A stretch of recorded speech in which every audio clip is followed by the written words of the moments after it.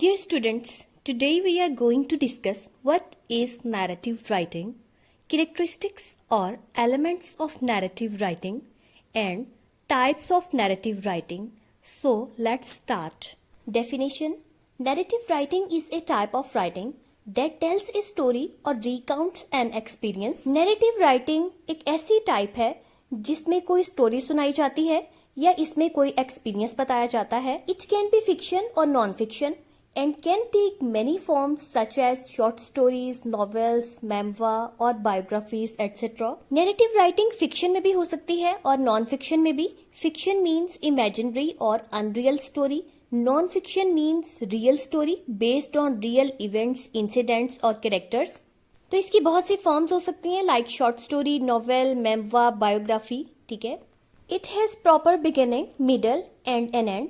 तो narrative writing की सबसे बड़ी कैरेक्टरिस्टिक ये है कि इसका एक प्रॉपर स्टार्ट होता है, फिर मिडल होता है और उसके बाद इसकी एक एंडिंग भी होती है. अब हम देखते हैं कि वर्ड नैरेटिव का लिटरल मीनिंग क्या है. The term narrative comes from the Latin word narrativus which means of or pertaining to story telling.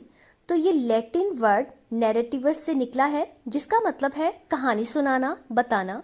This Latin word is derived from narrare which means to tell or to recount. तो इसका जो basic root word है वो है narrare which means to tell या फिर recount मतलब किसी चीज को बताना, खोल कर बताना, वजाहत से बताना. इसीलिए नैरेटिव राइटिंग ऐसी टाइप है जिसमें कोई कहानी सुनाई जाती है. अब हम नैरेटिव राइटिंग के एलिमेंट्स देखते हैं. आप इन्हें कैरेक्टरिस्टिक्स भी कह सकते हैं. तो फर्स्ट वन है plot, character, setting, point of view, theme, conflict, dialogue and cohesion. अब हम इन्हें थोड़ा सा डिटेल में डिस्कस करते हैं. Plot means A clear sequence of events that make up the story. Now you have to keep in mind Freytag's pyramid according to which first comes exposition, then conflict, rising action, climax, falling action and resolution. These are the parts of the plot. Second element है characters. Well developed characters with their own motivations, desires and backstories. Narrative writing में characters भी होते हैं. ऐसे characters की अपनी desires, अपनी personality, अपनी मोटिवेशंस और बैक स्टोरीज होती हैं. तो इस तरह ये कैरेक्टर्स प्रोटैगोनिस्ट हो सकता है या एंटेगोनिस्ट. उसके साथ साथ राउंड या फिर फ्लैट कैरेक्टर, डायनेमिक और स्टैटिक कैरेक्टर. नेक्स्ट वन है setting. A vividly describe time and place in which the story takes place. Narrative writing में सेटिंग एक इम्पॉर्टेंट एलिमेंट है, इम्पॉर्टेंट कैरेक्टरिस्टिक है. सेटिंग के बगैर स्टोरी पॉसिबल ही नहीं होती. तो सेटिंग में टाइम भी बताया जाता है और प्लेस भी. Point of view, A clear perspective from which the story is told. It can be first person, third person, limited और ओमनिसिएंट. नैरेटिव्स में स्टोरी बताने के लिए कोई ना कोई पॉइंट ऑफ व्यू यूज किया जाता है. तो ये पॉइंट ऑफ व्यू हमें स्टोरी बताता है. ये फर्स्ट पर्सन भी हो सकता है और थर्ड पर्सन भी हो सकता है. सेकेंड पर्सन बहुत कम, रेयरली यूज किया जाता है. थीम एंड अंडरलाइंग मैसेज और idea that the story conveys. Theme वो आइडिया, वो मैसेज या वो थॉट है जो राइटर कन्वे करना चाह रहा होता है. कॉन्फ्लिक्ट, ए क्लियर स्ट्रगल और problem that drives the plot forward. Narratives में कॉन्फ्लिक्ट भी यूज की जाती है और ये कॉन्फ्लिक्ट ही होती है जिससे इवेंट्स और इंसिडेंट्स आगे बढ़ते हैं. Dialogue, conversations between characters that reveal their personalities and advance the plot. Dialogue एक बहुत ही इंपॉर्टेंट एलिमेंट है. इससे हमें कैरेक्टर्स की पर्सनालिटीज का भी पता चलता है और इसके साथ साथ ये प्लॉट की एडवांसमेंट में भी हेल्प करता है. मतलब ये है कि इससे इवेंट्स और इंसिडेंट्स आगे बढ़ते हैं, स्टोरी आगे चलती है. लास्ट वन है cohesion, a logical and smooth flow of events that connect to form a unified story. Last important element है कोहियन. कोहियन एक ऐसा एलिमेंट है जो सारे इंसिडेंट्स और इवेंट्स को आपस में एक दूसरे के साथ कनेक्ट करता है और ये स्टोरी को एक कंप्लीट और यूनिफाइड मीनिंग देता है.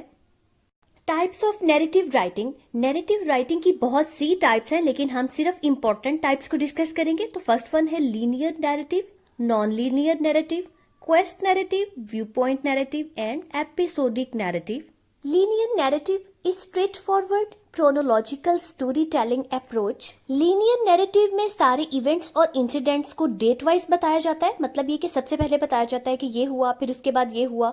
उसमें टाइम के अकॉर्डिंग सारे इवेंट्स को बताया जाता है. Non linear narrative is story telling approach that doesn't follow A chronological order often using techniques like flashbacks, flash forwards और non-chronological chapters। नॉन-लीनियर नैरेटिव में स्टोरी को टाइम के अकॉर्डिंग नहीं बताया जाता। इसमें समटाइम्स फ्लैशबैक्स आ जाते हैं, मतलब स्टोरी प्रेजेंट में चल रही है लेकिन उसके साथ हमें पास्ट में जो कुछ हुआ वो दिखाया जाता है, तो वो होता है फ्लैशबैक। और फ्लैश फॉरवर्ड मीन्स फ्यूचर में जो होना होता है या फ्यूचर में जो पॉसिबिलिटी होती है वो दिखाई जाती है, तो ये फ्लैश फॉरवर्ड होता है। तो इस तरह से इसमें नॉन क्रोनोलॉजिकल चैप्टर्स भी हो सकते हैं, मतलब जिसमें स्टोरी को डेट वाइज नहीं बताया जाता, सारे इवेंट्स और इंसिडेंट्स आपस में मिक्स करके बताए जाते हैं, जैसे कि stream of consciousness. Third one है quest narrative, a story that follows a protagonist journey or quest, often featuring a clear goal or mission। Quest narratives में प्रोटैगोनिस्ट की जर्नी बताई जाती है जिसमें वो किसी मिशन पर जाता है या उसका कोई गोल होता है, वो उस गोल को पाने के लिए एफर्ट्स करता है। तो इस तरह की जो स्टोरी होगी वो क्वेस्ट नैरेटिव में आएगी। Fourth one, view point narrative, a story told from a specific character's perspective or point of view, for example first person, third person limited, third person omniscient और unreliable narrator। View point narrative में story को किसी specific point of view से बताया जाता है। वो story first person point of view में भी हो सकती है या थर्ड पर्सन में हो सकती है। तो उसका स्पेसिफिकली ये पर्पस होता है कि जो उसको बता रहा होता है उसका वो बताने का पर्पस मीनिंगफुल है, वो पर्पस इंपॉर्टेंट है। सपोज अगर फर्स्ट पर्सन है तो फर्स्ट पर्सन में इंसान अपनी स्टोरी बताएगा, ऑटोबायोग्राफी बताएगा। तो इस तरीके से जो व्यू पॉइंट नैरेटिव है उसमें पॉइंट ऑफ व्यू की इंपॉर्टेंस है। लास्ट वन है episodic narrative, a story composed of loosely connected events और एपिसोड्स। एपिसोडिक नैरेटिव में स्टोरी को एपिसोड्स की फॉर्म में बताया जाता है। मतलब ये है कि जिस तरीके से आप ड्रामास देखते हैं वो तो प्ले की फॉर्म में आ जाता है, लेकिन इसी तरीके से नैरेटिव्स भी एपिसोडिक होते हैं जिसमें स्टोरी को एपिसोड्स में दिखाया जाता है। पहले एक एपिसोड आ जाती है, फिर दूसरी, तीसरी, इस तरीके से उसको एपिसोड्स में डिवाइड किया जाता है। इस तरह के नैरेटिव्स में प्लॉट लूजली कनेक्टेड होता है और समटाइम्स उसमें क्रोनोलॉजिकल ऑर्डर भी फॉलो नहीं किया होता। स्टूडेंट्स, ये थी नैरेटिव राइटिंग की कंप्लीट डिटेल। आई होप आपको बहुत अच्छे से टॉपिक समझ में आ गया होगा। मेरे चैनल को सब्सक्राइब करना आपने बिल्कुल नहीं भूलना और मेरी वीडियो को भी आपने लाइक ज़रूर करना है। Thank you for watching.